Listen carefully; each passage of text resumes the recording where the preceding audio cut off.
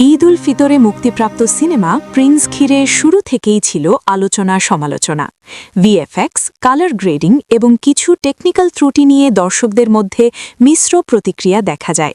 তবে সমালোচনার মাঝেও ঢালিউড সুপারস্টার শাকিব খান পেয়েছেন ভক্তদের নিঃশর্ত ভালোবাসা। সম্প্রতি এক সংবাদ সম্মেলনে তিনি অকপটে সিনেমাটির সীমাবদ্ধতা স্বীকার করেন। রাত 12টার সময়ও ভক্তদের উপচে পড়া ভিড় দেখে আবেগ আপ্লুত হয়ে শাকিব বলেন, আমি খুব এক্সাইটেড ছিলাম। রাত বাজে 12টা, আপনারা আমাকে এত ভালোবাসেন। কারিগরি ত্রুটির জন্য তিনি টিমের পক্ষ থেকে ক্ষমাও চান। সমালোচনার মাঝেও ঢালিউড সুপারস্টার শাকিব খান পেয়েছেন ভক্তদের নিঃশর্ত ভালোবাসা। তিনি বলেন, আমরা চেষ্টা করেছি, 5 দিন পরে এসে 22টা শো পেয়েছি।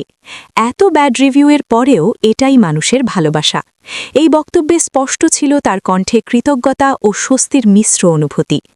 বড় বড় ইন্ডাস্ট্রির উদাহরণ টেনে তিনি জানান, অনেক সময় দর্শক শুধু প্রিয় তারকাকে দেখার জন্যই সিনেমাকে সফল করে তোলেন। তিনি বলেন, আমি সেই গল্প শুনেছি, এবার আমি সেটা দেখলাম।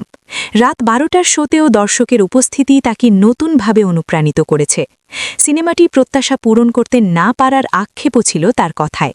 তিনি জানান, পারমিশন জটিলতা, শিডিউল সমস্যা ও সময়ের অভাব পুরো পরিকল্পনাকে প্রভাবিত করেছে।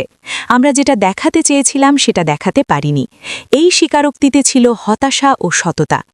ভবিষ্যৎ নিয়ে শাকিব খান আশাবাদী। তিনি বলেন, পরবর্তী সিনেমাগুলোতে পরিকল্পনা আরও শক্ত করা হবে। প্ল্যান এ বাতিল হলে প্ল্যান বি প্রস্তুত থাকবে। সময়ের সীমাবদ্ধতাই প্রিন্সের বড় বাধা ছিল বলে তিনি উল্লেখ করেন।